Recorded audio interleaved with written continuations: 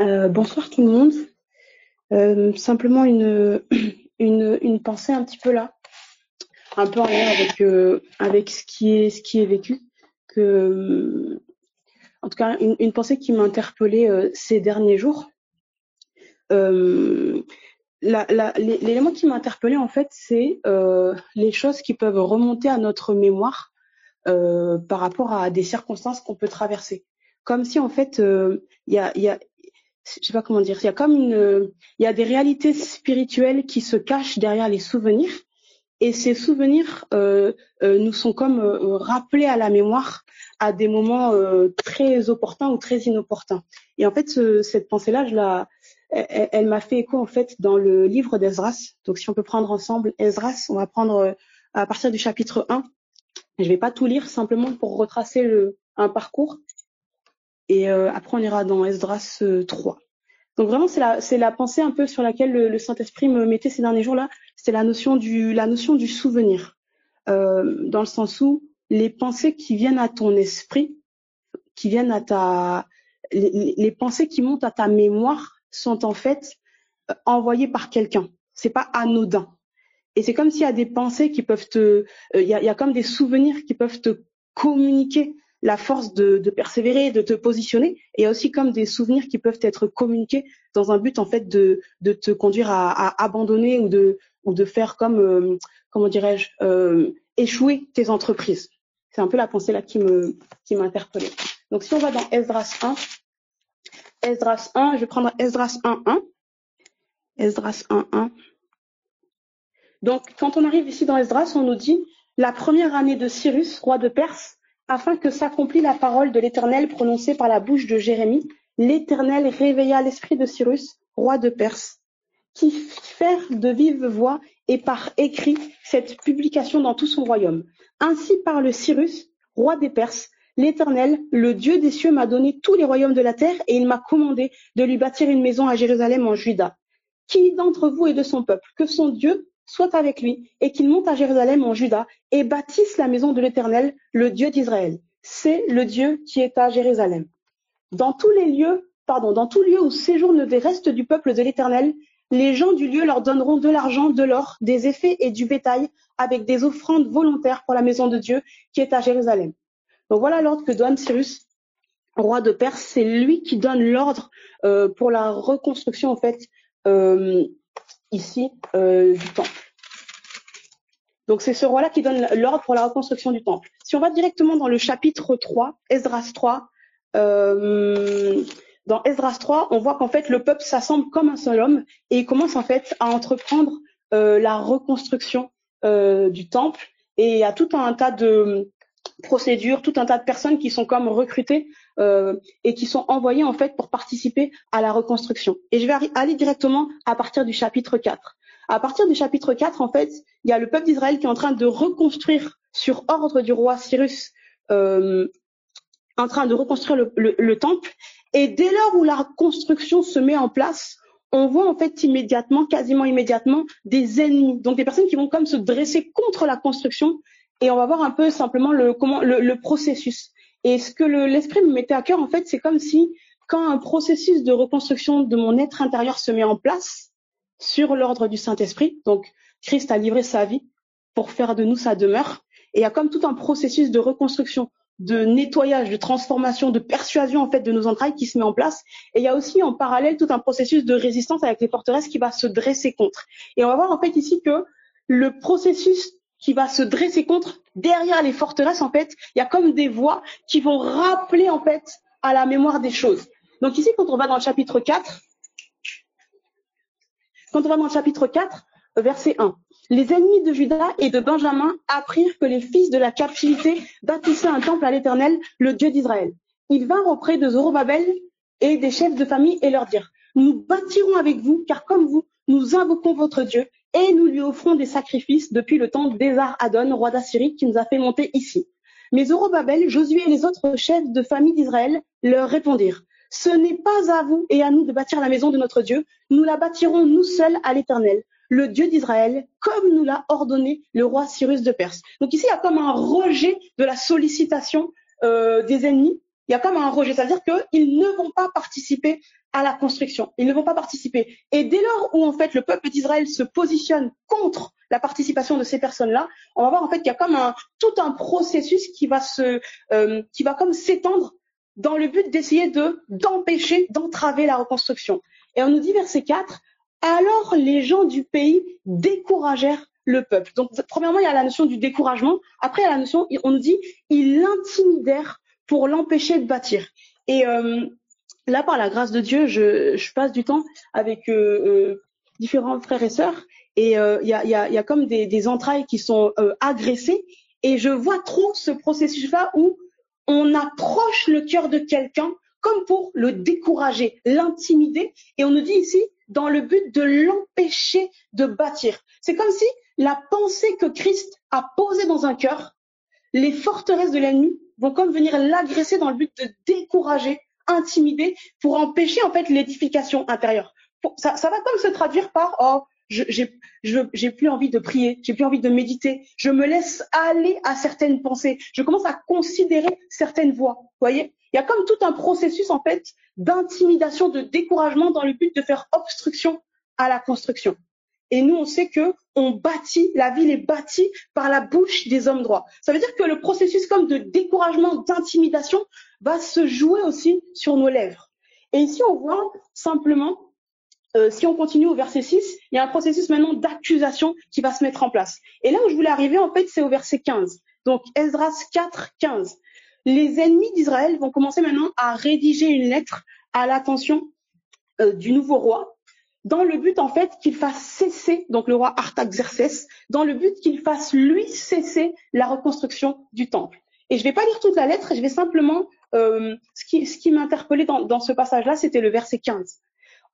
Voilà ce qu'on nous dit. Donc voilà ce que les ennemis, une des choses que les ennemis ont écrit au roi. Qu'on fasse des recherches dans le livre des mémoires de tes pères, et tu trouveras et verras dans le livre des mémoires que cette ville est une ville rebelle, funeste au roi et aux provinces, et livrée à la révolte dès les temps anciens. C'est pourquoi cette ville a été détruite. Nous faisons savoir au roi que si cette ville est rebâtie et si ses murs sont relevés, par cela même, tu n'auras plus de possession de ce côté du fleuve. Et ça m'a beaucoup interpellé parce que c'est comme si en fait les ennemis ont choisi un témoignage à rapporter au roi. Ils ont comme orienté en fait le regard du roi sur un témoignage afin en fait de persuader le roi pour qu'il arrête la construction du temple, pour qu'il donne l'ordre. Et c'est exactement ce qui va se passer au chapitre 5. C'est exactement ce qui va se passer dans le chapitre qui suit. Même dans la suite du chapitre 4, pardon. Le roi, en fait, va donc écouter, il va aller consulter le livre des mémoires des pères, et sur base du témoignage qu'il va trouver là-bas, il va ordonner l'arrêt de la construction du temple. Et en fait, ici, je suis allée voir ce que c'était mémoire. Je vais retourner voir. Quand on nous dit ici d'aller consulter le livre des mémoires des pères, alors, je vais juste aller le chercher dans les Strong. Ça m'a interpellée. En fait, c'est comme si je me disais, mais quel témoignage je vais consulter? Qu'est-ce qui me conduit parfois à comme me décourager, à abandonner la parole que Christ m'a adressée? Qu'est-ce que je vais consulter? Qu'est-ce que je regarde? Quel témoignage je considère et qui peut me conduire en fait à cesser de marcher selon l'ordre qui m'a été donné? Et quand on va voir dans les Strong, en fait, ici là, quand on dit le livre des mémoires, où es-tu? Livre des mémoires, ici, mémoire, on nous dit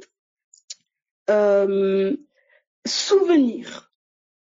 Annales, mémoire, souvenir. Donc c'est comme si on dit ici, allez consulter le livre des souvenirs. Le livre commémoratif, il y a écrit commémoratif, se rappeler le souvenir. Et si je vais encore plus loin dans le sens du mot ici, on nous dit se souvenir, se rappeler, ramener à l'esprit, mentionner. Donc c'est comme si en fait, la pensée qui me montait, c'était que on peut ramener à mon souvenir, ramener à ma mémoire, me rappeler, me mentionner des choses qui vont en fait orienter ma décision, orienter ma posture, qui vont faire en fait, qui vont conduire ma bouche à décréter et à parler des choses sur base d'un témoignage qu'on a comme qui va comme en fait orienter mon cœur. Ça veut dire que si je consulte ce livre-là, Eux, ça a conduit le peuple, en fait, à arrêter les travaux. Le roi a donné l'ordre, arrêter les travaux, après avoir consulté ce livre des souvenirs, des mémoires des pères. Et on va voir, en fait, ce qui m'interpellait notamment par rapport toujours à cette pensée-là de quel livre je consulte, en fait, quel témoignage je considère dans mon être intérieur. Et on va voir, en fait, ici, dans le chapitre 5, c'est maintenant le peuple d'Israël qui va écrire au roi, et ils vont dire au roi d'aller consulter autre chose, d'aller voir autre chose, de faire des recherches sur un autre élément, et ça va conduire en fait à une autre décision. Et je vais lire directement, donc je suis dans Esdras 5, et je vais aller au verset 17 directement. On nous dit, maintenant, si le roi trouve bon que l'on fasse des recherches dans la maison des trésors du roi à Babylone, pour voir s'il y a eu de la part du roi Cyrus un ordre donné pour la construction de cette maison de Dieu à Jérusalem, puis que le roi nous transmette sa volonté sur cet objet. Donc ici, le peuple d'Israël a écrit une lettre pour demander aussi au roi d'aller consulter d'autres écrits, d'autres témoignages. Et quand maintenant le roi va consulter ces archives-là, je vais lire au chapitre 6, verset 1, alors le roi Darius donna ordre de faire des recherches dans la maison des archives où l'on déposait les trésors à Babylone. Et là, on y trouva, verset 3, que la première année du roi Cyrus, le roi Cyrus a donné cet ordre au sujet de la maison de Dieu à Jérusalem. Que la maison soit rebâtie pour être un lieu où l'on offre des sacrifices et qu'elle ait des solides fondements. Et après, il y a tout un détail de comment doit être la maison, etc. Donc en fait, on a ici le roi qui a consulté 2 témoignages. Et on sait que le roi avait autorité sur le peuple.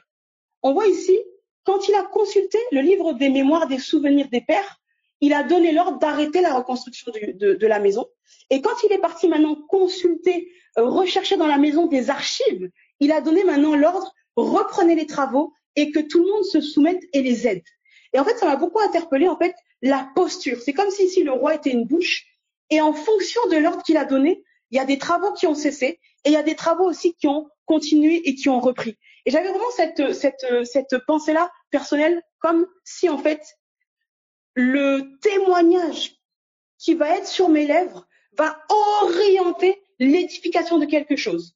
Ça veut dire que dès lors où mon être intérieur s'entretient de ce que Dieu a dit, alors je permets au Saint-Esprit, quand je dis s'entretient, quand ma bouche, quand j'ai croire du cœur, confesser de la bouche, quand sur mes lèvres, je confesse ce que Dieu a dit.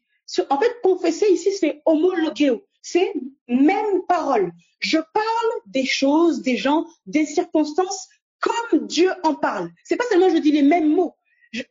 La même pensée soutient ce qui est dit. J'en parle comme lui en parle. Quand ma bouche confesse ce qu'il dit, je permets au Saint-Esprit de continuer l'œuvre d'édification de Christ en moi. Voyez? Mais il y a aussi un autre témoignage, il y a comme d'autres témoignages qui vont m'être rapportés de ce que j'ai pu faire, de ce que j'ai pu dire, des erreurs que j'ai pu faire dans la chair, de mon passé. Et on va essayer de me ramener à ce témoignage-là. L'ennemi, en fait, l'autre camp, va essayer de ramener à mon souvenir ce témoignage-là, afin, en fait, de faire cesser l'œuvre d'édification en moi. Je ne sais pas si vous voyez un petit peu la pensée de l'édification de l'être intérieur qui se joue, en fait, sur la bouche d'une royauté, la bouche du roi, qui est en fait ta bouche. Depuis ta bouche, tu commandes une œuvre d'édification de ton être intérieur, et depuis cette même bouche-là, on va essayer de t'aborder afin que l'œuvre cesse. Qui est celui qui obscurcit mes desseins par des discours sans intelligence?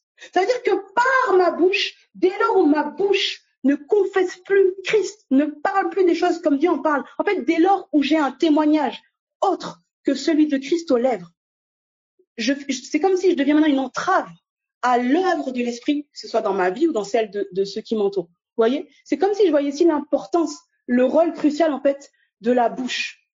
Le témoignage que je consulte, celui que je parle, permet au Saint-Esprit d'opérer dans ma vie, dans celle d'autrui, ou en fait peut permettre à l'ennemi comme de prendre en fait l'ascendant pour empêcher ces œuvres-là. Bon, par la grâce de Dieu, Jésus-Christ est Seigneur, mais c'est comme s'il doit devenir maintenant, sa seigneurie doit se traduire sur mes lèvres. Et je voyais vraiment comme une sorte de, comment pourrais-je dire, une sorte de mise en garde. Consulte les archives. Recherche dans la maison des archives. Recherche dans la maison des trésors. Ne consulte pas le livre des souvenirs de tes pères, de ton sang, de ton histoire, de ton passé. Vous voyez un peu? Et ça me fait penser à plusieurs passages. Ça me fait penser ici à 2 Corinthiens 5, 17. En fait, sur quoi tu as les yeux? Sur quoi tu as les yeux? Ce que tu regardes. 2 Corinthiens 5, je vais prendre 2 Corinthiens 5, 17. Si quelqu'un est en Christ, il est une nouvelle créature, les choses anciennes sont passées, voici toutes choses sont devenues nouvelles. Ça veut dire qu'on peut maintenant me ramener mon CV d'hier. Voilà ce que tu as fait. Donc, le livre des mémoires de ma vie, mes expériences, mes échecs, ce que j'ai fait, ce que j'ai dit, comment j'ai blessé les gens, etc. En fait, mon CV de chair, on peut me le ramener au visage. Et le Saint-Esprit aussi va me ramener le CV de Christ. Voilà ce qu'il a fait. Voilà ce qu'il a dit. Voilà ce qu'il a fait de toi. Là où il est mort, tu es mort. Là où il a été enseveli, tu as été enseveli. Là où il est ressuscité, tu es ressuscité. Confie-toi dans le témoignage du ressuscité. Vous voyez? C'est comme si il va toujours avoir ce duel dans le cœur. Me rappeler de ce que Christ a fait ou m'entretenir de ma vie à moi, de mon passé à moi, de mes erreurs à moi, de mon témoignage à moi, du témoignage de mon sang, de mes pères, de ce que d'autres m'ont fait, ou de ce que moi j'ai fait. En fait, il y a toujours un témoignage de culpabilité, de condamnation qui va venir, et en face, il y a le témoignage de la grâce. Et c'est comme si je peux m'identifier à ma vie passée, ou m'identifier au Christ ressuscité. Tel et tel je suis dans ce monde. Vous voyez? Et on va toujours essayer d'orienter mes regards, d'orienter ma bouche. En fait, on va essayer de me conduire à parler le témoignage de la chair pour délaisser le témoignage de Christ. Et ainsi donner l'ascendant à l'ennemi sur ma vie. Vous voyez? Et la pensée que j'avais, c'était Jean 14. Si on peut prendre Jean 14.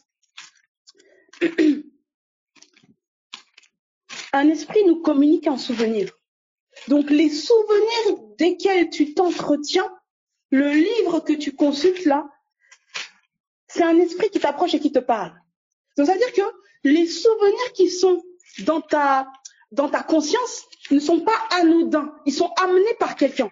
C'est comme une conversation qu'on veut amorcer avec toi. Le souvenir qu'on t'amène, c'est la sollicitation d'un esprit qui met devant tes yeux un témoignage. La question c'est, est-ce le témoignage de Christ?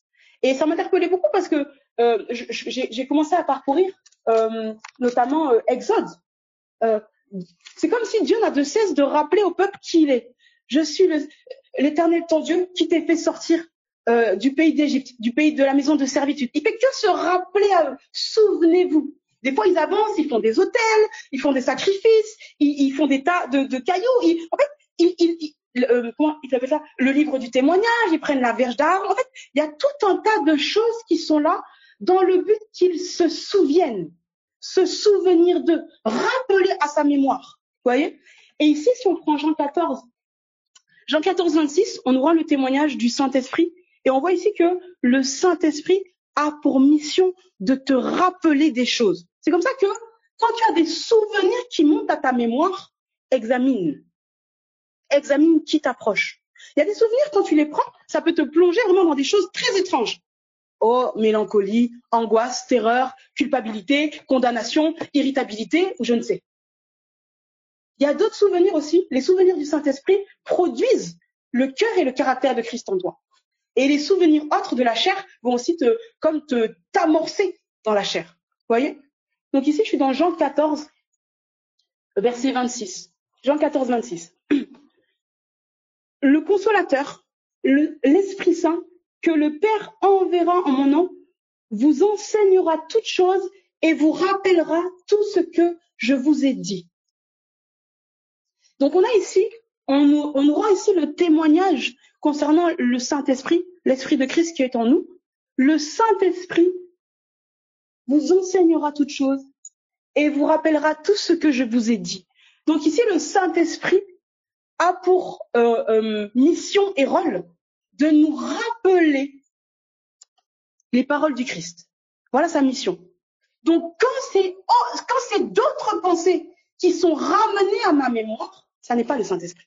Voilà, parce que j'ai quelqu'un ici qui me disait mais j'ai des pensées, mais je me rappelle ça, ça produit comme de la confusion.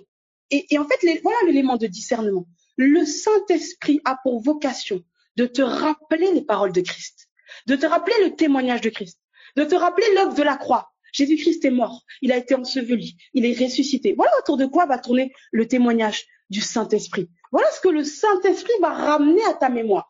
Il va remettre le témoignage de Christ devant tes yeux. Pas ta vie passée premièrement.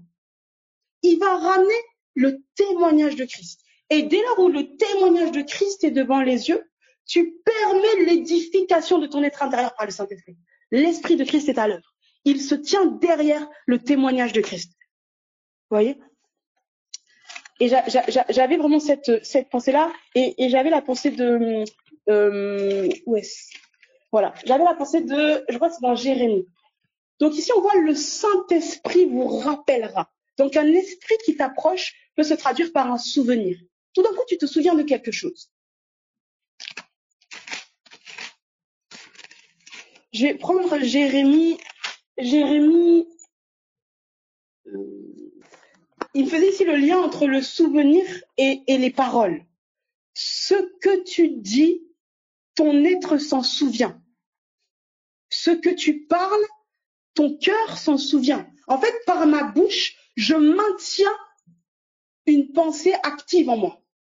Pour rappeler à mon cœur des choses, j'ai besoin de les parler. Ça engage ma bouche. Et ici, je vais prendre du coup Jérémie 31, verset 20. Je vais lire directement la deuxième partie de ce verset-là. Jérémie 31, verset 20. On nous dit ici, plus je parle de lui, plus encore son souvenir est en moi. Et mes entrailles sont émues en sa faveur. Il dit, plus je parle de lui, plus encore son souvenir est en moi. Ça veut dire que pour augmenter le souvenir de quelque chose en moi, il faut que je parle. Vous voyez? Et c'est comme ça, là, ici, je voyais vraiment cette réalité-là où une oppression peut te ramener une pensée pour que tu la parles. Et plus tu la parles, plus tu l'exposes, plus le souvenir grandit en toi. Ça peut s'accompagner d'émotions, de visions, de transports. Ton corps même commence à être pris, tu pleures, plus je parle de cela, plus encore son souvenir est en moi. Et ça fait aussi écho à notre vie simplement en Christ, en fait. Pourquoi? Je sais pas. Vous demandez pas pourquoi, je sais pas, pourquoi on fait des go-to-meetings? Pourquoi on parle comme ça? Pourquoi on parle? Pourquoi on s'exhorte? Pourquoi on prie? Pourquoi on loue? Pourquoi on lit la Bible? En fait, on veut se souvenir de quelqu'un et de ce qu'il a fait. Et plus son souvenir est sur mes lèvres, plus son souvenir est en moi.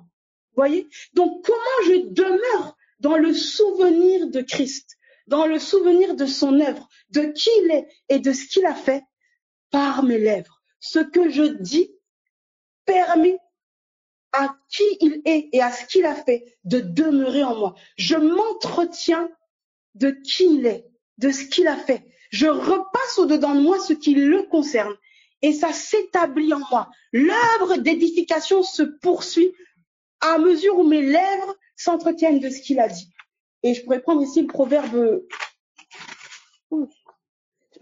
Je pourrais prendre ici dans cette pensée proverbe 11, où on nous dit « La ville s'élève par la bénédiction, par les bonnes paroles des hommes droits, mais elle est renversée par la bouche des méchants. » Donc ce que je dis participe à une œuvre d'édification. Lorsque c'est les paroles de Christ, voyez, lorsque j'ai sur mes lèvres le témoignage de Christ, je participe à l'édification de Christ en moi et dans tous ceux qui m'entourent. L'édification de l'Église se pèse sur nos lèvres, nos bouches, ça engage nos bouches. Ce qui se maintient au-dedans de moi se pèse sur mes lèvres. L'enjeu, c'est ma bouche. Et j'avais la pensée de lamentation, simplement pour terminer dans cette pensée-là, l'importance du souvenir et de ne pas, en fait, comment dirais-je, on peut être comme agressé par des pensées, mais les pensées que je parle, voilà ce que va nous dire Jérémie. Jérémie. Lamentation de Jérémie, chapitre 3. Lamentation de Jérémie, chapitre 3. Je disais beaucoup ça à un frérot ici, où je disais, on peut pas reprocher à quelqu'un d'être oppressé par Satan. Satan peut envoyer des pensées, faire remonter des souvenirs. Mais ici, c'est intéressant parce que Jérémie va nous dire, voilà ce que je veux repasser au-dedans de moi. Il y a comme je dois décider ce que je mets sur mes lèvres. Est-ce que ça veut dire que c'est facile, que mon cœur est parfaitement en paix? Non. Je mais voici ce que je veux repasser dans mon cœur, ce qui me donnera de l'espérance. En fait, que l'œuvre de Christ se poursuive, que ma bouche ne se soumette pas à l'oppression, en fait, à l'attaque, à ce que je vois, à ce qu'on me montre, que je ne parle pas le souvenir que Satan m'amène, en fait, que je ne me confie pas dans le témoignage du livre des mémoires de mes pères, mais que je rende témoignage, en fait, de Christ. Voilà ce que nous dira là, Jérémie. Donc, Lamentation 3, 19, verset 19. Quand je pense à ma détresse, donc on est ici sur la pensée du souvenir. Donc ici, on est en train d'approcher Jérémie à travers des pensées. Il se souvient de quelque chose. Quand je pense à ma détresse et à ma misère, à l'absinthe et au poison, quand mon âme s'en souvient, donc elle est abattue au-dedans de moi. Donc ça veut dire que une âme abattue peut être la conséquence d'un souvenir qu'on a ramené à la mémoire de quelqu'un. Voyez, on te ramène une pensée anodine. Tu vois quelqu'un, un message, un SMS, une conversation, quelqu'un, une attitude, un comportement.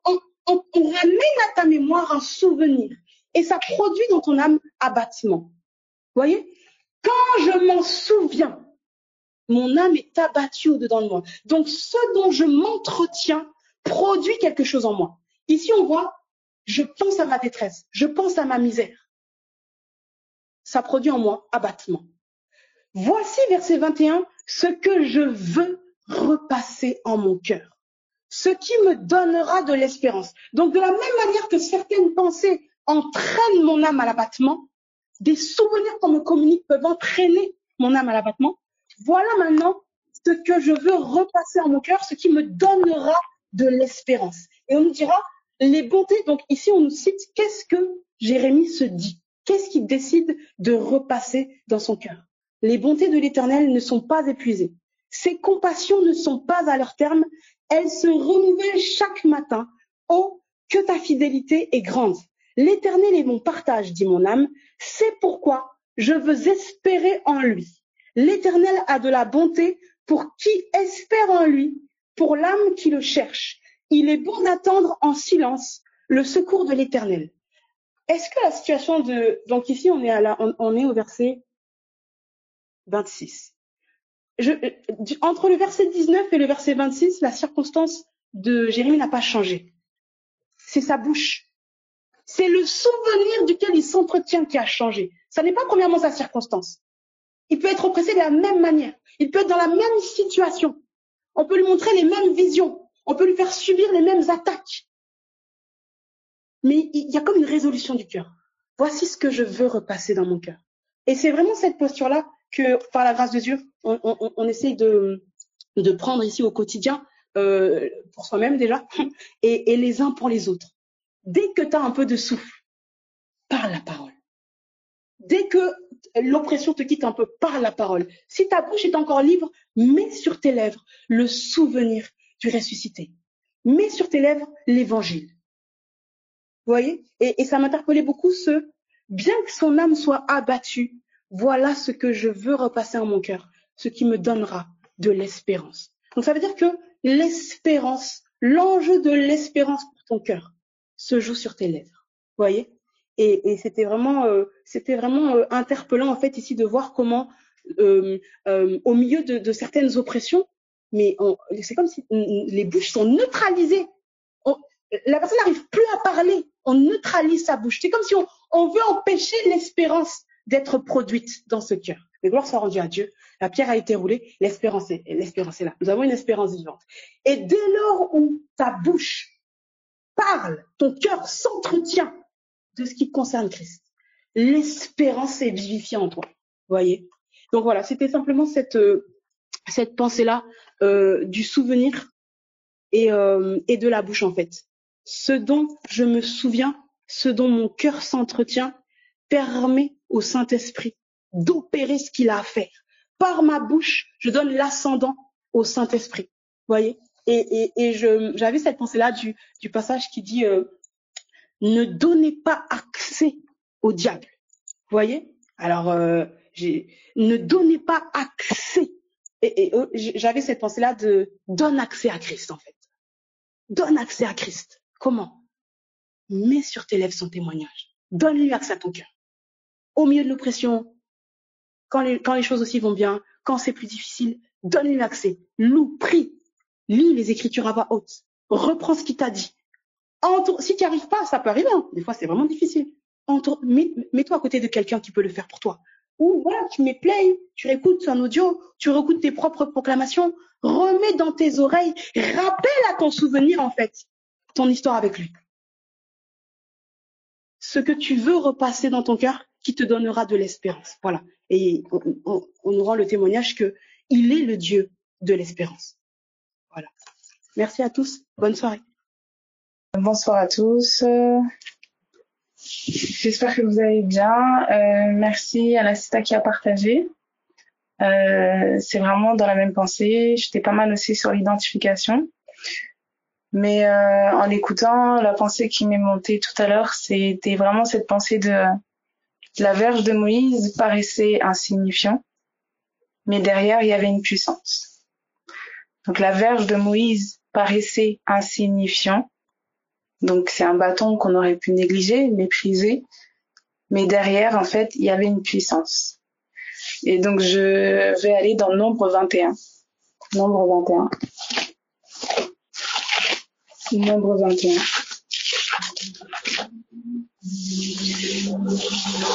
Nombre 21, verset, à partir du verset 4. Nombre 21, verset 4. Nombre 21, verset 4.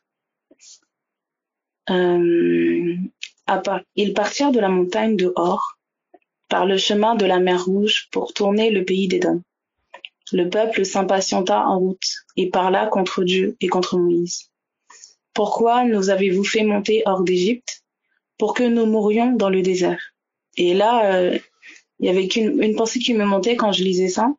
C'était vraiment que, en fait, l'impatience du peuple, donc c'est l'incrédulité, hein. L'impatience, c'est une forme d'incrédulité. Et cette impatience-là, en vérité, la racine, c'était la crainte de la mort. Parce qu'il dit, juste après, il s'impatienta en route et parla contre Dieu et contre Moïse. Et il dit, pourquoi nous avez-vous fait monter hors d'Égypte? Pour que nous mourions dans le désert? Donc la racine de cette impatience, c'était la crainte de la mort. Or, on va retourner dans Nombre 21, on va juste aller dans Hébreux 4. Hébreux 4. Hébreux 4. Non, pas Hébreux 4, je suis désolée. Hébreux 2. Hébreux 2, verset 14. Hébreux 2, verset 14. Donc, je pense que, en fait, vraiment ma pensée du moment, ce sur quoi je pense que l'Église est challengée, c'est sur la foi dans l'Évangile. C'est sur la foi dans l'Évangile. Qu'est-ce qu'elle croit? Qu'est-ce qu'elle croit de la mort de Jésus, de son ensevelissement et de sa résurrection? Qu'est-ce que tu crois? Est-ce que tu penses avoir compris? Est-ce qu'on a compris ce message? Et j'ai vraiment l'impression que tout tourne autour de ça. Et Paul, dans ses lettres, à chaque fois, il parle de la bonne nouvelle du Fils, de l'Évangile, mais que même si aujourd'hui on peut être né de nouveau, c'est par la résurrection du Fils, c'est parce que Christ est ressuscité. C'est pour ça qu'on peut avoir droit à la nouvelle naissance aujourd'hui.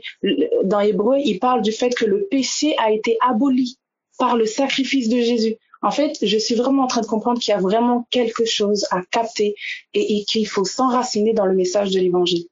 Hébreux 2, verset 14, ça dit « Ainsi donc, puisque les enfants participent au sang et à la chair, il y a également participé lui-même, afin que par la mort, il anéantit celui qui a la puissance de la mort. » Donc par la mort, donc Jésus à la croix en mourant, il a détruit celui qui avait la puissance de la mort, c'est-à-dire le diable. Et il dit, et il a délivré tous ceux qui par crainte de la mort étaient toute leur vie retenus dans la servitude.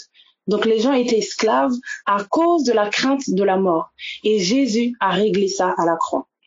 Est-ce qu'on peut revenir dans Nombre 21? En fait, je pense vraiment que c'est que des vérités dans lesquelles en fait on doit s'asseoir.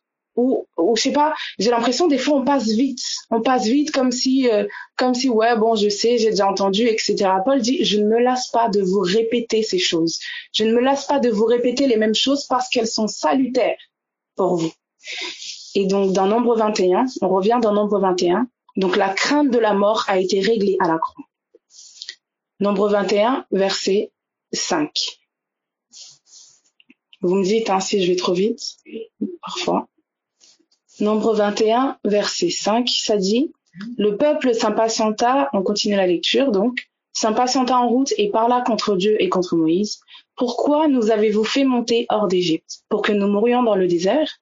Car il n'y a point de pain et il n'y a point d'eau, et notre âme est dégoûtée de cette misérable nourriture. » Or, donc là, en fait, ce à quoi ça me fait penser, c'est qu'on peut commencer à en avoir marre.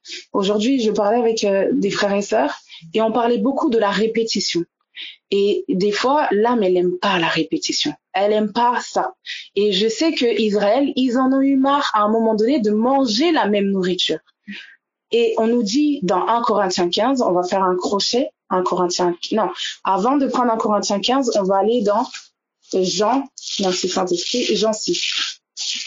Jean 6, verset 51. Jean 6, verset 51. Jean 6, verset 51. Donc, on a vu une première chose, la crainte de la mort a été réglée à la croix. Là, on va voir quelque chose avec la nourriture où Israël s'est lassé de la manne. Donc, on va aller dans... Et je disais que l'âme, elle aime pas la répétition. Jean 6, verset 51. Il dit, « Je suis le pain vivant. » Donc, c'est Jésus qui parle. « Je suis le pain vivant qui est descendu du ciel. » Donc, Christ rend de lui-même ce témoignage qu'il est le pain vivant.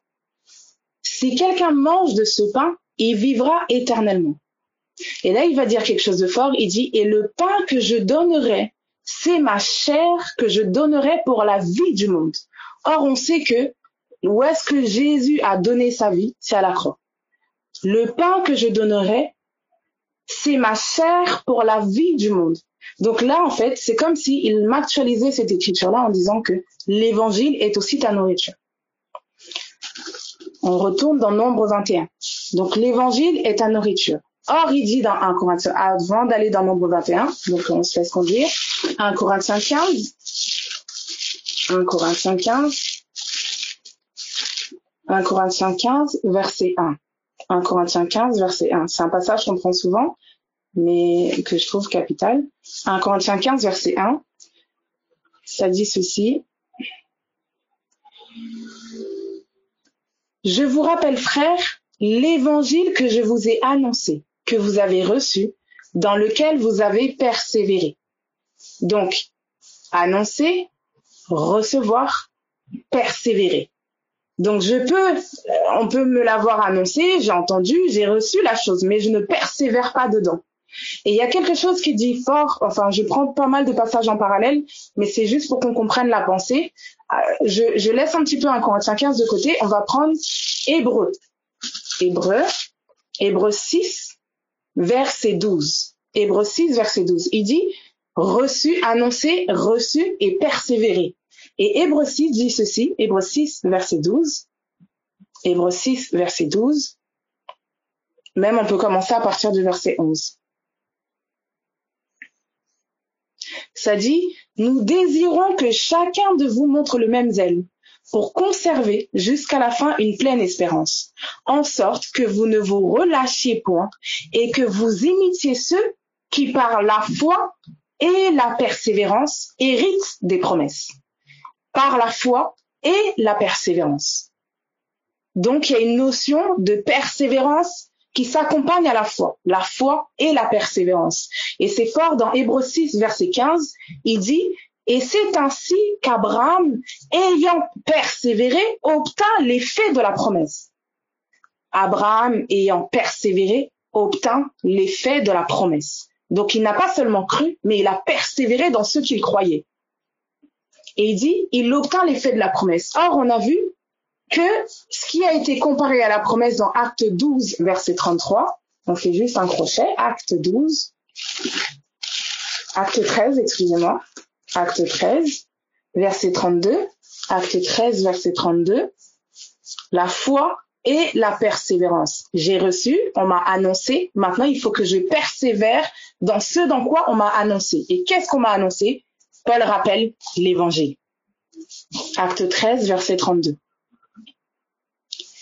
Et nous vous annonçons cette bonne nouvelle. Donc, je t'annonce l'évangile. Que la promesse faite à nos pères. Il dit quoi? Dieu l'a accompli pour nous, leurs enfants, en ressuscitant Jésus, selon ce qui est écrit dans le psaume 2e. Tu es mon fils, je t'ai engendré aujourd'hui. Il dit, Dieu l'a accompli pour nous. Donc, l'évangile est accompli par la résurrection du fils. Donc, il n'y a pas d'accomplissement de la bonne nouvelle, il n'y a pas d'accomplissement de l'évangile s'il n'y a pas de résurrection de Jésus. Et donc, c'est comme un package. Mort, ensevelissement, résurrection. Et il dit maintenant, Dieu l'a accompli pour nous. En fait, cette promesse a été accomplie par la résurrection du Fils. Et il y a quelque chose qu'il dit fort dans Romains 1. Ça va, vous me suivez? Je ne vais pas trop vite. Romains 1, verset 2. Donc ça dit, Romains 1, verset 1, ça dit, Paul, serviteur de Jésus-Christ, appelé à être apôtre, mis à part pour annoncer l'évangile de Dieu qui avait été promis. Donc l'évangile était une promesse. Et là, tout à l'heure, on a vu dans Acte 13, verset 33, que cette promesse a été accomplie par la résurrection du Fils. Et on dit qu'Abraham, ayant persévéré, obtint les faits de la promesse. Donc ça veut dire que la foi va avec la persévérance. Il dit, c'est avec la foi et la persévérance qu'ils ont hérité des promesses. Donc ça, c'était quelque chose que je voulais juste poser par rapport à la persévérance. Revenons dans 1 Corinthiens 15. 1 Corinthiens 15, verset 2 maintenant. On continue la lecture. 1 Corinthiens 15, verset 2. Ça dit, donc il dit ceci, que vous avez reçu, dans lequel vous avez persévéré et par lequel vous êtes sauvés. Et en fait, sauvé, c'est guéri, délivré, etc. Donc il dit, si vous le retenez tel que je vous l'ai annoncé, autrement vous auriez cru en vain. Donc on n'a pas demandé de retenir juste, il n'y a pas que la mort de Jésus, son ensevelissement. Parce qu'il dit, si Christ n'est pas ressuscité, votre foi est vaine. Il parle du package de l'évangile. Il dit, verset 3, je vous ai enseigné avant tout, comme je l'avais moi-même reçu, que Christ est mort pour nos péchés selon les Écritures, qu'il a été enseveli et qu'il est ressuscité le 3e jour selon les Écritures. Il dit 3 choses. Christ est mort, enseveli et ressuscité. Et il dit, je vous ai enseigné avant tout comme je l'avais aussi reçu. Galates, mais comment est-ce qu'il l'a reçu? En plus, il dit, je l'ai fait, j'ai reçu ça selon les Écritures. Donc, c'est selon les Écritures que je peux vous témoigner de ça. Maintenant, comment est-ce qu'il l'a reçu? Galates 1, verset 11. Galates 1, verset 11. Galates 1, verset 11. Ça dit, je vous déclare, frères, que l'évangile qui a été annoncé par moi n'est pas de l'homme, car je ne l'ai ni reçu, ni appris d'un homme, mais par une révélation de Jésus-Christ. Donc, ce que je sais de l'évangile, ce qui m'a été révélé depuis les Écritures, au travers des Écritures, je le sais par révélation de Jésus-Christ. Et on a quelque chose de fort dans Luc 24. Luc 24, merci Saint-Esprit. Luc 24. Donc, je prends vraiment les passages pour qu'on puisse avancer ensemble avec l'Esprit. Luc 24, verset 44. Luc 24, verset 44. On est sur le fait que Paul n'a pu savoir l'évangile. Il a pu extirper cette information-là. Christ mort pour nos péchés, enseveli et ressuscité des Écritures. Il n'a pu le faire que parce qu'on lui a donné la révélation. Révélation, c'est la compréhension. On lui a donné la compréhension de ça. Luc 24, verset 44, ça dit, puis il leur dit, c'est là ce que je vous disais. Lorsque j'étais encore avec vous, donc c'est Jésus qui est en train de parler à ses disciples, donc il vient de ressusciter, il est en train de parler à ses disciples. Et il dit qu'il fallait que s'accomplisse tout ce qui est écrit de moi dans la loi de Moïse, dans les prophètes et dans les psaumes. Et il dit, alors il leur ouvrit l'esprit afin qu'ils comprissent les Écritures. Et ça, c'est interpellant, parce qu'en fait, Jésus aurait pu juste, je sais pas, il vient de ressusciter, il peut juste rester là et essayer de les persuader en leur disant, mais en fait, vous voyez pas, je suis vivant, réveillé d'entre les morts, Dieu m'a réveillé, etc. Non, il a pris l'Écriture pour pouvoir les persuader. Il a pris l'Écriture. Et il dit, alors il leur ouvrit l'esprit afin qu'ils comprissent les Écritures, pour que leur foi soit fondée sur l'Écriture et sur l'Écriture seule. Parce qu'en fait, derrière l'Écriture, il y a le Saint-Esprit. Et lui-même a marché comme ça. Et lui-même, Jésus, a marché de cette façon. Même dans le désert, face au serpent, il prend l'Écriture. Il est écrit. Il est écrit. Le serpent vient le tenter par rapport à son identité de fils. À chaque fois, il répondait, il est écrit. Et ce qu'il dit, par exemple, dans le premier verset, l'homme ne vivra pas de pain seulement, mais de toute parole qui sort de la bouche de Dieu, il le tient de Deutéronome 8. Il le prend de l'Écriture. En fait, Jésus vivait dans les Écritures. Il s'immergeait dedans. Et j'aime bien Luc 2, je pense, verset 40, qui en parle à partir du verset 40, où on dit en fait que Jésus, en fait, sa place, il trouvait sa place dans le temple. Il interrogeait les docteurs, etc. Et en fait, on disait qu'il s'occupait des affaires de son père, mais il était versé dans les Écritures. Versé dans les Écritures. Et il y a quelque chose, il y a un exemple fort qui est pris dans Luc, merci Saint-Esprit, Luc, donc on finit juste la lecture de Luc, 24, verset 45. Qu'est-ce qu'il leur révèle dans l'Écriture? Il leur dit, ainsi est-il écrit que le Christ souffrirait et qu'il ressusciterait des morts le 3e jour. Ainsi est-il écrit que le Christ souffrirait et qu'il ressusciterait des morts le 3e jour. Et je voulais prendre par rapport à l'Écriture, Luc 15.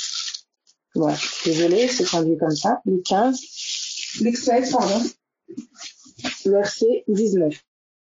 Donc, je suis dans le fait que Jésus n'a pas persuadé, donc je vous refais un petit peu juste un petit, qu'on revienne dans le contexte. 1 Corinthiens 15, Paul dit qu'il a su, qu'il a reçu, annoncé, etc., qu'il a reçu l'évangile, etc. Donc, il dit ce que c'est l'évangile, Christ mort, enseveli, ressuscité. Il dit, il sait de ça, il sait ça des Écritures. Et donc, on a vu que il ne pouvait le savoir des Écritures parce qu'on dit qu'il y a un voile sur ceux qui lisent l'Ancien Testament. Donc, en fait, il y a un voile. Donc, maintenant, il dit que ce qu'il a pu savoir de l'Évangile dans les Écritures, il n'a pu le savoir que par révélation. Et maintenant, on a pris Luc 24, où Jésus, en fait, qui lui-même est ressuscité des morts, prend lui-même l'Écriture pour persuader ses disciples. Et maintenant, on va prendre un exemple dans Luc 16, et je vous disais, il aurait pu leur dire, Jésus, je suis vivant, croyez-moi, comme ça. Sauf que il a fait quelque chose d'important et de phare. Il a pris l'Écriture. Et Luc 16, verset 19. Donc c'est un petit peu long, mais on va lire parce que c'est un petit peu important. Il y avait un homme riche qui était vêtu de pourpre et de fin lin, et qui chaque jour menait joyeuse et brillante vie. Un pauvre nommé Lazare était couché à sa porte, couvert d'ulcères et désireux de se rassasier des miettes qui tombaient de la table du riche. Et même les chiens venaient encore lécher ses ulcères. Le pauvre mourut, et il fut porté par les anges dans le sein d'Abraham. Le riche mourut aussi, et il fut enseveli. Dans le séjour des morts, il leva les yeux, et tandis qu'il était en proie au tourment, il vit de loin Abraham et Lazare dans son sein. Il s'écria, « Père Abraham, aie pitié de moi, et envoie Lazare pour qu'il trempe le bout de son doigt dans l'eau, et me rafraîchisse la langue, car je souffre cruellement dans cette flamme. » Verset 25, Abraham répondit, « Mon enfant, souviens-toi que tu as reçu tes biens pendant ta vie, et que Lazare a eu les maux pendant la sienne. Maintenant, il est consolé, et toi tu souffres. D'ailleurs, il y a entre nous et vous un grand abîme, afin que ceux qui voudraient passer d'ici vers vous, ou de là vers nous, ne puissent le faire. » Le riche dit, « Je te prie donc, Père Abraham, d'envoyer Lazare dans la maison de mon père, car j'ai 5 frères. C'est pour qu'il leur atteste ces choses. » Là, c'est intéressant. Le riche dit, « Père Abraham », donc il demande à Abraham d'envoyer Lazare dans la maison de son père parce qu'il a 5 frères pour que justement il leur témoigne que cette réalité-là est vraie, etc., etc. Maintenant, Regardez ce qu'il va dire par la suite. Abraham répondit, verset 29, ils ont Moïse et les prophètes qui les écoutent. Ils ont Moïse et les prophètes qui les écoutent. Tout à l'heure, on a vu que Jésus a pris Luc 24 en disant, l'Écriture, il dit, voilà ce qui est écrit de moi dans la loi de Moïse, dans les prophètes et dans les psaumes. Donc, il prend tout ça là, c'est l'Écriture, c'est ce qu'on appelle l'Écriture. Maintenant, en gros, il est en train de leur dire, verset 29, ils ont l'Écriture qu'ils les écoutent. Et verset 30, et il dit, non, Père Abraham, si quelqu'un des morts va vers eux, ils vont se repentir. Verset 31, et Abraham lui dit, s'ils n'écoutent pas Moïse et les prophètes, en fait, s'ils méprisent l'Écriture, ils ne se laisseront pas persuader quand même quelqu'un des morts ressusciterait. Jésus avait compris l'importance de l'Écriture. Et il dit, ils ne se laisseront pas persuader. Et souvent on parle de le Saint-Esprit viendra. Quand il viendra, il vous convaincra, il vous persuadera, il vous mettra la certitude de. Comment il fait? Son outil principal de notre enseignant, le Saint-Esprit, c'est l'Écriture. Il dit, s'ils n'écoutent pas Moïse, s'ils n'écoutent pas l'Écriture, ils vont pas se laisser persuader. Donc je peux avoir des visions, des choses à outrance. Mais si je méprise la parole de Dieu, si je méprise l'Écriture, en fait, je vais passer à côté de quelque chose. Et là, j'ai quelque chose de fort qui me monte là en pensée, c'est Jean 3, verset 1. Jean 3, verset 1. Jean 3, verset 1. Ça dit, mais il y a un homme d'entre les pharisiens nommé Nicodème, un chef des Juifs, qui vint lui auprès de Jésus de nuit et lui dit, Rabbi, nous savons que tu es un docteur venu de Dieu, car personne ne peut faire ces miracles que tu fais si Dieu n'est avec lui. Et on a le même son de cloche dans Jean 6, où il dit à peu près la même chose, où il dit, oui, quel miracle fais-tu donc pour que nous voyions et que nous croyions en toi? En fait, les gens, on veut voir des miracles, des choses pour qu'on puisse croire, pour qu'on puisse être persuadé, pour qu'on puisse être certain de cette réalité. On veut voir, on veut comme des miracles. Mais il dit quelque chose, Jésus leur avait répondu, je suis le pain de vie. Je suis le pain. En fait, il s'est révélé comme la parole. Voilà de quoi vous avez besoin pour vous persuader. Et là, dans Jean 3, il va dire la même chose, mais sous une autre forme, sous une forme différente. Verset 3, il dit, Jésus lui répondit, en vérité, je te le dis, si un homme ne naît de nouveau, il ne peut voir le royaume de Dieu. Et voir, c'est aussi connaître. Et le royaume de Dieu, c'est aussi le Fils. On va faire un crochet. Je suis désolée avec les crochets, mais c'est pour qu'on soit au clair avec la pensée que je suis en train de partager. Le royaume de Dieu, c'est le Fils. Je vais vous le prouver. On va prendre 2 passages en parallèle. Après, on va reprendre Jean 3. On prend Luc, merci Saint-Esprit, Luc 21, verset, tout tourne autour du Fils. Tout tourne autour du Fils. Paul dit, c'est lui que nous annonçons. La parole de Dieu, le mystère caché, Christ en vous, l'espérance de la gloire, c'est lui que nous annonçons. Luc 21, verset 31, et on prendra en parallèle Matthieu 24, verset 33. Matthieu 24, 33 et Luc 21, 31. Donc, on va voir qu'est-ce que c'est le royaume. Parce que même quand il dit, le royaume ne viendra pas de manière à frapper les regards, on ne dira pas, il est ici ou il est là. Voici, il est au milieu de vous. D'autres versions disent, il est au-dedans de vous. On compare le royaume à une semence. Dans toute la parabole du semeur, Jésus dit, si vous comprenez cette parabole, vous comprendrez tout le reste. Et Paul nous révèle quelque chose de fou, en fait quelque chose qu'il a compris. Il dit, Christ en vous, l'espérance de la gloire. C'est lui que nous annonçons. Luc 21, 31 et Matthieu 24, verset 33. Donc je lis Luc 21, 31. Ensuite, on va dans le dévoilement avec Matthieu 24. Luc 21, 31. Ça dit, de même, quand vous verrez ces choses arriver, sachez que le royaume de Dieu est proche. Quand vous verrez ces choses arriver, sachez que le royaume de Dieu est proche. Et dans Matthieu 24, verset 33, c'est à peu près le même passage, c'est à peu près le même témoignage qui est rendu, sauf qu'il dit pas là royaume, il dit quelque chose, il dit, verset 33, de même, quand vous verrez toutes ces choses, sachez que le Fils de l'homme est proche, il est à la porte. Et Jésus se présente dans Matthieu 16 en disant, qui dites-vous que je suis? Moi, le Fils de l'homme. Qui dites-vous que je suis? Moi, le Fils de l'homme. Donc là, on a le règne de Dieu, le royaume qui est comparé au Fils. Qui est comparé au Fils. Et on comprend toute la portée maintenant du royaume dans Marc 4, quand il dit, le royaume de Dieu, quand il viendra, etc., il est comme une semence, mais il va grandir, grandir, grandir. En fait, il est en train de parler de la vie du Fils en nous, qui va grandir, qui va devenir. En fait, il utilise plusieurs images pour parler du Christ en nous. Revenons maintenant à Jean 3. Jean 3, verset 3. Jean 3, verset 3. On revient sur cette pensée. Nicodème compare Jésus, il dit, tu es un docteur, etc. Parce qu'il fait des miracles, alors il est un enseignant de Dieu.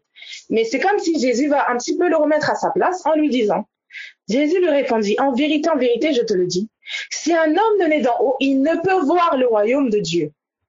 Et en fait, Jésus est en train de mettre l'accent sur lui. En fait, il ne peut connaître le Fils. Parce que le plus important, c'est la connaissance du Fils.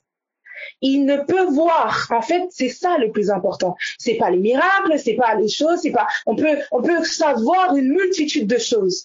Mais le plus important, c'est la connaissance de Christ. Et j'aime bien la prière de Jésus dans Jean 17, verset 3. Jean 17, verset 3. Parce qu'on peut se dire, connaître. C'est pour ça que j'ai commencé en disant, la verge de Moïse paraissait insignifiant, mais il y avait une puissance derrière.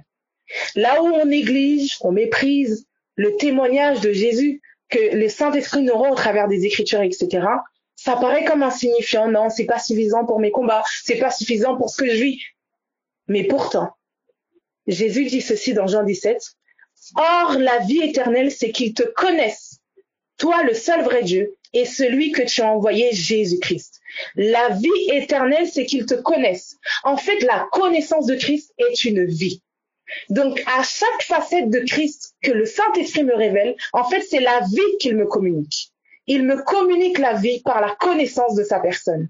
Et j'aime bien Proverbe qui dit ceci, qui dit rechercher, Proverbe qui dit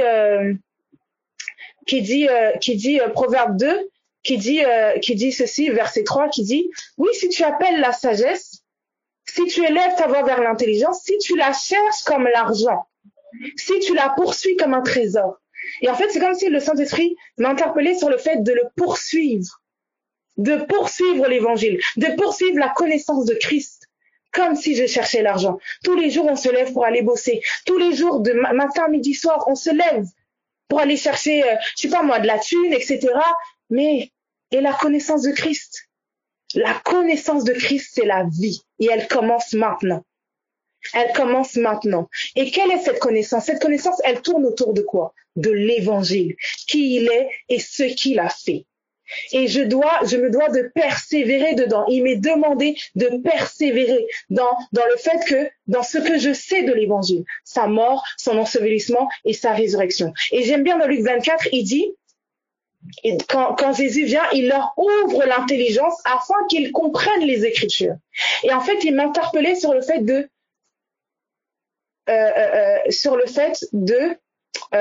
la compréhension est une grâce. Sur ce fait-là, il n'y a rien qui est un acquis. La compréhension est une grâce. Si on me donne pas de voir, je ne peux pas voir. Et si je vois, c'est une grâce qui m'a été faite. Et j'aime bien Daniel qui dit, Daniel 21,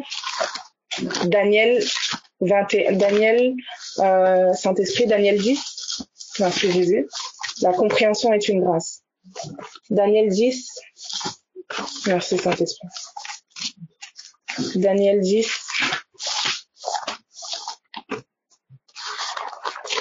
Daniel 10, verset 12. C'est comme s'il m'interpellait en me disant, en fait, on peut pas être orgueilleux devant les Écritures. C'est avec humilité, c'est avec un cœur humble qu'on se met devant les Écritures. Et depuis hier, je disais à mon âme, quand tu vas aux Écritures, tu fais preuve d'humilité.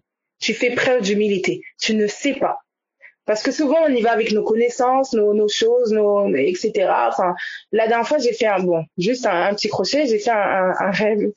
Et j'ai fait un rêve où il y a une sista qui m'a jeté comme une Bible. Et du coup, j'ai commencé à interpréter le songe. Je me suis réveillée en me disant, ouais, mais pourquoi elle a jeté la Bible? Qu'est-ce que ça veut dire? Etc., etc. Enfin, je comprends pas tout ça. Et bref, on est en train de partager avec des frères et sœurs. Il y a une sœur qui prend Exode en disant, la verge, en tout cas, comment le Saint-Esprit lui a actualisé l'écriture, en lui disant, en fait, quand Moïse a jeté la verge, quand Moïse a jeté sa verge, en fait, sa verge a englouti la verge des Égyptiens. Et donc, quand Moïse a jeté sa verge, en fait, c'était comme si, c'est comme si, en fait, et elle comparait ça à l'annonce, en fait. Le fait d'annoncer la parole qui engloutit les autres paroles. Et du coup, je me dis, mais attends. Donc, en fait, là, ça a été attendu dans le fait d'annoncer. Mais c'est comme si en fait le Saint-Esprit est en train de me révéler que vous ne pouvez pas commencer à raisonner vos songes, raisonner vos visions, raisonner l'écriture, raisonner. En fait, l'intelligence est donnée. Il faut que l'intelligence vous soit donnée pour la compréhension. Et Daniel, on a un exemple de Daniel ici, qui s'en va justement pour comprendre l'écriture. On a deux exemples. Daniel 9, verset 1. Daniel 9, verset 1. Daniel 9, verset 1, ça dit « La première année de Darius, fils d'Assuérus, de la race des Mèdes, lequel était devenu roi du royaume des Chaldéens. La première année de son règne, moi, Daniel, je vis par les livres qu'il devait s'écouler 70 ans pour les ruines de Jérusalem, d'après le nombre des années dont l'Éternel avait parlé à Jérémie le prophète. » Donc, Daniel voit quelque chose. Il s'en va maintenant prier et jeûner. Verset 3. Je tournai ma face vers le Seigneur Dieu afin de recourir à la prière, au jeûne, en prenant le sac et la cendre. Je priai l'Éternel mon Dieu et je lui fis cette confession. Maintenant, allons, donc Daniel prie et on arrive au verset 20. Daniel 9, verset 20. Daniel 9, 20. Ça dit ceci. Daniel 9, 20. J'espère que je vais pas trop vite. Ça va? Daniel 9, 20. Ça dit, je parlais encore, je priais, je confessais mon péché et le péché de mon peuple d'Israël. Je présentais mes supplications à l'Éternel, donc il confesse pour lui et pour le peuple. Je présentais mes supplications à l'Éternel, mon Dieu, en faveur de la sainte montagne de mon Dieu. Donc il avait à cœur, on va dire, Israël. Donc on peut dire, des fois le Seigneur peut te mettre à cœur les saints. J'ai parlé encore dans ma prière, quand l'homme Gabriel, que j'avais vu précédemment dans une vision, s'approcha de moi d'un vol rapide. Donc un ange vient à la rencontre de Daniel. Quand il a commencé à parler, il y a quelqu'un qui vient. Au moment de l'offrande du soir. Et maintenant il dit, il m'instruisit et s'entretint avec moi et il me dit, Daniel, je suis maintenant venu pour ouvrir ton intelligence. On a la même chose qui arrive. Luc 24, où Jésus vient pour ouvrir l'intelligence des disciples pour qu'ils puissent voir l'évangile dans les Écritures. Maintenant, on a Daniel qui prie depuis les Écritures, qui cherche à comprendre ce qui est écrit. Et là, il y a un ange qui vient pour lui ouvrir son intelligence. Daniel 10. Un autre exemple dans Daniel 10. La 3e année de Cyrus, roi de Perse, une parole fut révélée à Daniel qu'on nommait Belshazzar. Cette parole qui est véritable annonce une grande calamité. Il fut attentif à cette parole et il eut l'intelligence de la vision.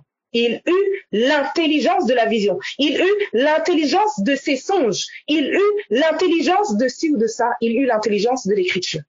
Il y a eu une intelligence. Il y a un langage. J'aime bien le Saint-Esprit qui dit dans 1 Corinthiens 1, on va revenir dans Daniel 10, 1 Corinthiens 2, verset 13, 1 Corinthiens 2, à partir du verset 12 à 14.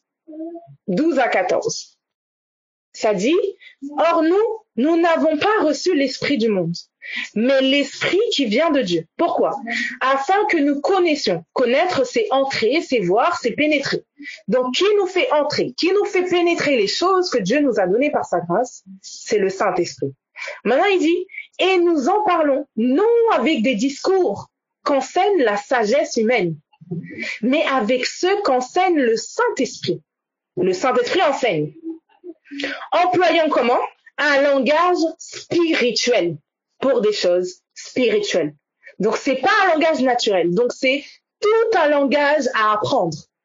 Là où on va comprendre, par exemple, quand on parle du jour, dans Genèse 1, quand il parle du jour, il dit au commencement Dieu créa les cieux et la terre. Dieu dit que la lumière soit et il appela la lumière jour.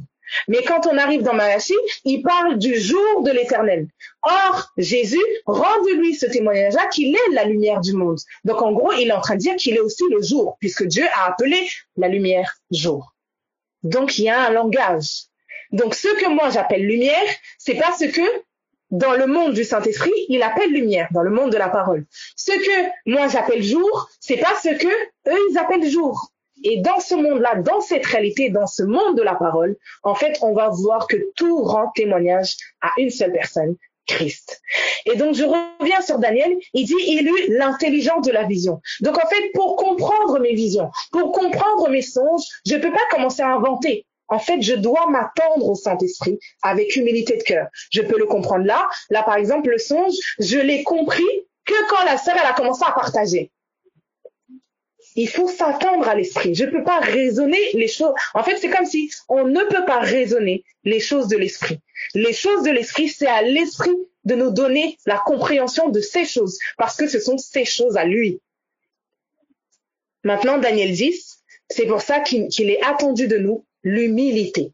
Dans 1 Corinthiens 8, il dit, par rapport au fait de savoir, il dit quand quelqu'un croit savoir quelque chose, il n'a pas encore connu comme il faut connaître.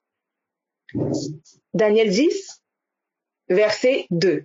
Donc Daniel s'en va jeûner, il s'en va en deuil, il s'en va jeûner pour essayer de comprendre quelque chose. On dit qu'il rentra 3 semaines dans le deuil, je ne mangeais aucun mets délicat, il n'entra ni viande ni vin dans ma bouche, et je ne moignis point jusqu'à ce que les 3 semaines s'accomplissent. Et maintenant, on dit qu'au bout du 24e jour, donc tu peux faire aussi des jeûnes, donc tu n'as rien vu, etc. Mais attends seulement. Le 24e jour, il peut se passer quelque chose. Bon. Mais c'est pas, comment dire, je suis en train de suivre, on dit que Jésus a été conduit dans le désert par le Saint-Esprit. C'est l'Esprit qui l'a conduit en jeûne et en prière. Maintenant, on n'est pas sur ça ici. Verset 12. Daniel 10, verset 12. Il me dit, Daniel, ne crains rien. Car dès le premier jour où tu as eu à cœur de comprendre et de t'humilier devant ton Dieu, dès le premier jour où tu as eu à cœur de comprendre et de t'humilier. Donc, la compréhension marche avec l'humilité. Et c'est ce que je vous disais depuis hier, franchement, depuis qu'il me fait comprendre ce truc-là, je dis vraiment à mon âme, devant les Écritures, tu te tiens devant les Écritures avec un cœur humble, avec une attitude d'humilité. Tu ne sais pas. Attends-toi au Saint-Esprit et cherche à comprendre et applique-toi à la compréhension de l'Évangile.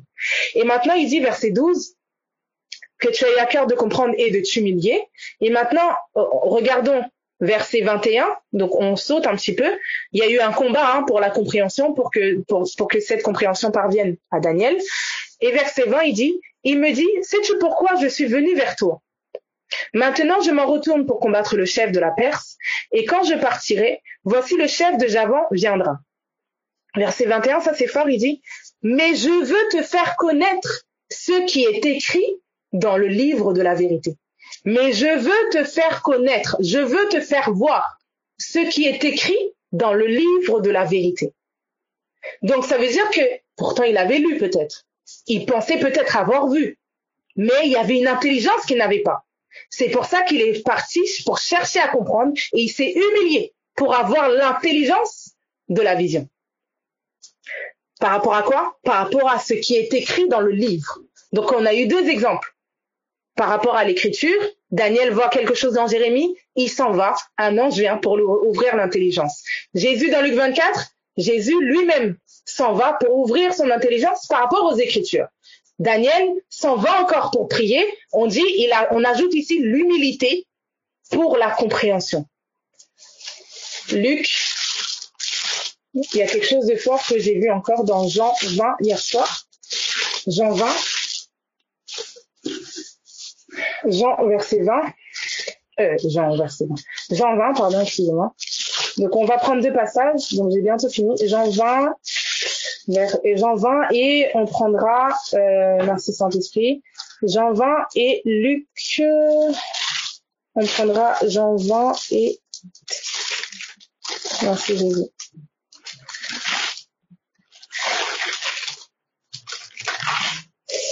Jean 20 et Luc 18, 31. On va prendre Luc 18 avant. Merci Saint-Esprit. Luc 18, verset 31. Merci Jésus. Luc 18, verset 31. Ça dit, Jésus prit les 12 auprès de lui et leur dit, voici, nous montons à Jérusalem, et tout ce qui a été écrit par les prophètes au sujet du Fils de l'homme s'accomplira. Tout ce qui a été écrit. Encore une fois, Jésus parle de l'Écriture. Et il prend encore, même dans Jean 5, verset 39, vous sondez les Écritures, parce que vous pensez avoir en elles la vie, mais ce sont elles qui rendent témoignage de moi. Donc l'Écriture rend témoignage à Jésus, et ces témoignages-là de Jésus, c'est là qu'il y a la vie. Et il dit, car il sera livré. Il révèle quelque chose que l'Écriture dit. Verset 32, car il sera livré aux païens, on se moquera de lui, on l'outragera, on crachera sur lui, et après l'avoir battu de verge, on le fera mourir, et le 3e jour, il ressuscitera. Mais, on dit, verset 34, ils ne comprirent rien à cela. C'était pour eux un langage caché, des paroles dont ils ne saisissaient pas le sens. Donc des fois, ça paraît clair. Jésus-Christ mort, enseveli, ressuscité. Mais là, Jésus dit, là on dit dans le passage là dans Luc, c'était pour eux un langage caché, des paroles dont ils ne saisissaient pas le sens. Vous savez, pendant longtemps, je suis restée sur Jésus-Christ est mort pour mes péchés. Qu'est-ce que ça veut dire? Jésus-Christ est mort pour mes péchés. Juste cette simple phrase. Jésus-Christ est mort pour mes péchés. En ce moment, je suis beaucoup dans le livre d'Hébreux. La chose que je suis en train de faire, c'est vraiment de prendre, en fait, à chaque fois que ça parle de la mort, de sa mort, de son ensevelissement, de la résurrection de Jésus, en fait, je retire ce témoignage et je médite dessus. Et il y a tellement de choses. Notamment, quand il dit le sang de Jésus a purifié, si le sang des boucs et des veaux était suffisant, n'était pas suffisant pour procurer la pureté de la chair, combien plus le sang de Christ purifiera-t-il votre conscience des œuvres mortes? Donc, qu'est-ce que ça implique le sang de Jésus pour ma vie? Qu'est-ce que ça implique la mort de Jésus pour ma vie? Oui, la mort de Jésus, le péché a été aboli. Dans Hébreux, il dit, par son sacrifice, il a aboli le péché. Par son sacrifice, on nous dit, dans Romains 6, par le baptême en sa mort, nous avons été plongés par le baptême en sa mort. Nous sommes devenus une seule et même plante avec lui. Quand il est mort, nous avons été aussi crucifiés avec lui. Mais qu'est-ce que ça implique? On a l'impression que l'évangile est détaché de nous. Or non, il y a une grosse identification à Christ. Et c'est ça qui fait le point. Et souvent, on a trop l'habitude, ou je trouve que, en tout cas, je me sens même pour ma vie, qu'on se détache facilement de Christ. On se détache facilement de Christ. Or, on n'est que depuis lui et par lui. On dit il y a un moment donné, il dit dans Galates 2, j'ai été crucifié avec Christ, ce n'est plus moi qui vis, c'est Christ qui vit en moi. En fait, c'est comme si c'est des vérités des simples vérités, dans laquelle il faut qu'on s'assoie. Il faut qu'on s'enracine dedans. Parce que si nos cœurs sont persuadés de l'évangile, si nos cœurs sont persuadés de notre identité en Christ, si nos cœurs sont persuadés que ce n'est plus moi qui vis, c'est Christ, la nation est changée. Donc je ne dois pas chercher si moi-même je ne suis pas persuadée de cette réalité-là, les autres ne pourront pas être persuadés. Donc c'est pour ça qu'on s'immerge dans l'écriture, c'est pour ça qu'on s'immerge dans les enseignements, dans sa parole, pour qu'il nous persuade, pour qu'on soit certain de cette réalité-là. Parce qu'en fait, le Christ qui paraît, c'est le Christ qui peut sauver les nations. Le Christ qui paraît, c'est le Christ qui peut guérir les nations. Moi, je ne peux rien faire. Pour convertir déjà quelqu'un, c'est un miracle. Notre nouvelle naissance est un miracle. Si aujourd'hui je suis à Christ, c'est un miracle, c'est une grâce de Dieu. Et c'est comme si ça m'interpellait en me disant, Gary, j'ai sorti mon prénom, assis-toi dans l'évangile, enracine-toi dans l'évangile, enracine-toi dans ce qui s'est passé à la croix, enracine-toi dans ça. Parce que c'est là qu'est la guérison, c'est là qu'est la délivrance. On t'a pas demandé de méditer sur plein de choses, on t'a pas demandé de commencer à chercher des multiples révélations, non. On t'a demandé de méditer sur Christ et sa bonne nouvelle. Christ et ce qu'il a fait à la croix. Et il y a un jour comme ça où je suis passée à la pharmacie et je me disais... Et je regardais, et en fait, à la pharmacie, il y a je pense que tout le monde l'a vu, il y a un serpent et une coupe, comme ça, à la pharmacie. Et donc, ouais, tout le monde a déjà vu ça, j'imagine. Oui? Le serpent et la coupe, à la pharmacie. Je sais pas si vous y prêtez attention. Et du coup, ça m'a interpellée. Je me suis dit, pourquoi c'est comme ça? Pourquoi il y a un serpent sur une coupe? Enfin, qu'est-ce que ça veut dire, quoi? Qu'est-ce que ça symbolise? Pourquoi ils ont mis ça? Et en fait, je suis partie voir sur Internet. Et en fait, ça symbolise la guérison. Ce symbole-là qu'ils ont mis symbolise la guérison. Et merci Saint-Esprit. J'avais commencé avec nombre 21. Du coup, on va finir sur ça. Nombre 21, du coup. On retourne dans nombre 21. Nombre 21. Donc, ça symbolise la guérison. Nombre 21. Donc, on avait déjà lu le verset 5. On peut attaquer le verset 6. Donc, ça dit. Alors, l'Éternel envoya contre le peuple des serpents brûlants. Ils mordirent le peuple et il mourut beaucoup de gens en Israël. Verset 7. Le peuple vint à Moïse et dit, nous avons péché car nous avons parlé contre l'Éternel et contre toi. Prie l'Éternel afin qu'il éloigne de nous ces serpents. Regardez, hein, c'est fort. Donc il demande à Moïse d'intercéder. Donc comme beaucoup de gens, mais priez pour nous, priez. Mais regardez ce qu'il va dire. Je me fais avoir par ça, je me fais attaquer par ça. Ok. Moïse pria. Donc Moïse écoute et prie. Moïse pria pour le peuple. L'Éternel dit à Moïse, à quoi Dieu renvoie Moïse, regardez, fais-toi un serpent brûlant et place-le sur une perche. Quiconque aura été mordu et le regardera conservera la vie. En fait, sera guéri, sera délivré. Moïse fit un serpent d'airain et le plaça sur une perche. Et quiconque avait été mordu par un serpent et regardait le serpent d'airain conservait la vie. Et on a Jean 3, verset 16. Jean 3, 16, un passage qui revient souvent, mais des fois, je trouve que on passe vite dessus, comme si, on sait, Jean 3, 16, oui, Dieu a tant aimé le monde qu'il a donné son Fils unique. Oui, mais on se rend pas compte de la portée, de la puissance qu'il y a derrière l'évangile. Il dit ceci, Jean 3, verset 14. Et comme Moïse éleva le serpent, donc actualisation, comme Moïse éleva le serpent dans le désert, il faut de même que le Fils de l'homme soit élevé, afin que quiconque croit en lui ne périsse point, mais qu'il ait la vie éternelle. Car Dieu a tant aimé le monde. Qu'il ait la vie éternelle, regardez, car Dieu a tant aimé le monde qu'il a donné son Fils unique, afin que quiconque croit en lui ne périsse point, mais qu'il ait la vie éternelle. En gros, la pensée maîtresse que le Seigneur me disait, c'est les nations, tous les hommes doivent être conduits à regarder à l'évangile, le Christ crucifié. Paul dit, je ne veux rien savoir d'autre que Jésus-Christ et Jésus-Christ crucifié. Il dit, c'est le témoignage de Dieu, le secret de Dieu. C'est son témoignage. Et il dit même dans 1 Jean 5, le témoignage, si on tient... Pardon, je suis désolée pour tous ces passages. 1 Jean 5, verset 9, ça dit, si nous recevons le témoignage des hommes, le témoignage de Dieu est plus grand. Car le témoignage de Dieu consiste en ce qu'il a rendu témoignage à son Fils. Le témoignage de Dieu consiste en ce qu'il a rendu témoignage à son Fils. Moïse prie.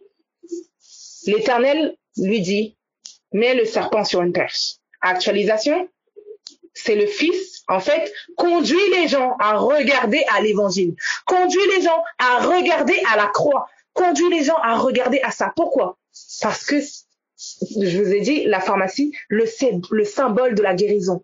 Et j'ai compris pourquoi le Dieu de ces siècles aveugle l'intelligence des gens. Pourquoi? Par rapport à quoi? Par rapport à l'Évangile. Parce qu'il sait que si seulement si les gens regardent à cette œuvre-là, en fait, c'est fini. C'est fini. Puisque Christ a tout fait. Puisque, en fait, le péché a été aboli. Il n'y a plus de condamnation. En fait, c'est terminé. En fait, nous devons bâtir notre foi dans l'Évangile. La parole de Dieu, c'est l'Évangile. 1 Pierre 1, 1 Pierre, non, c'est 2 Pierre, pardon.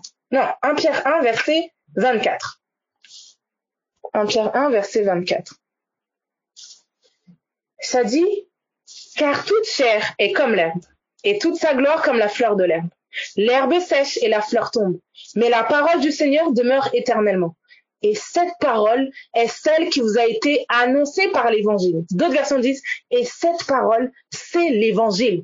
La parole qui demeure, c'est l'Évangile. Et c'est pour ça que dans l'Écriture, dans tout ce que les gens ont vécu, tous les hommes de foi, en fait, ils rendaient déjà témoignage de l'Évangile.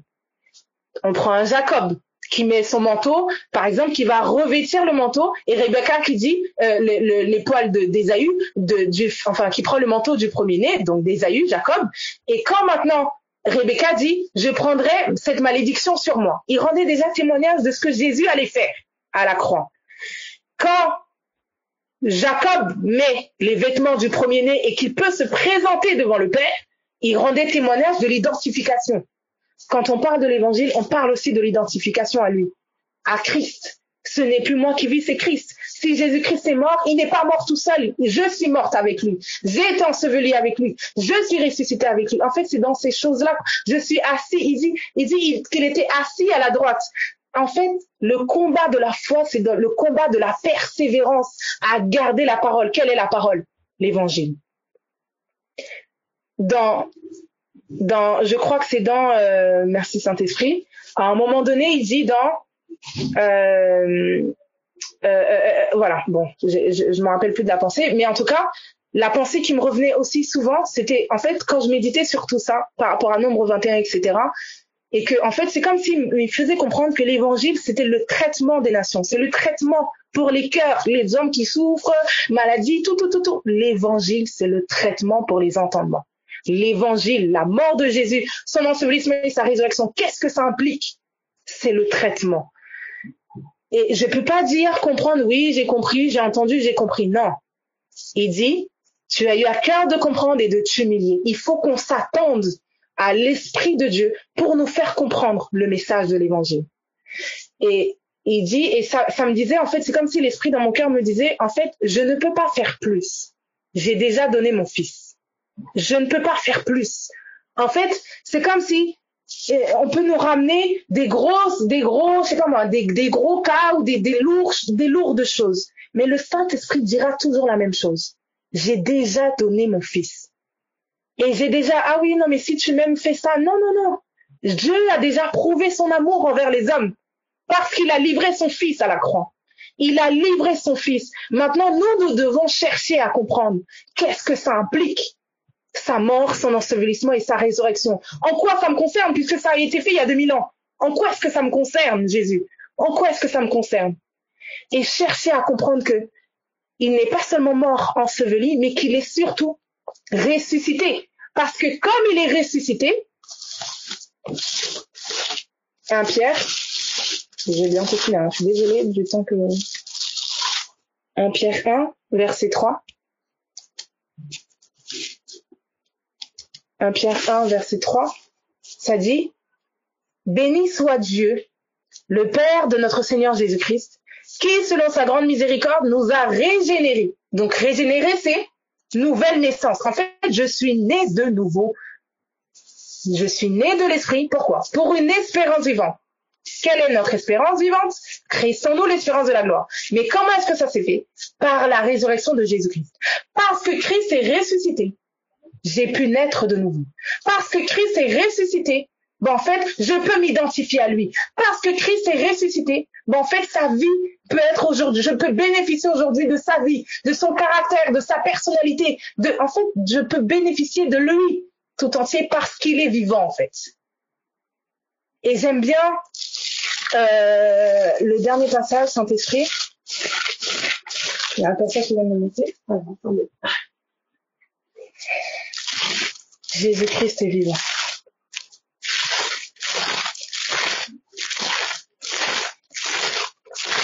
Ok, merci Saint-Esprit.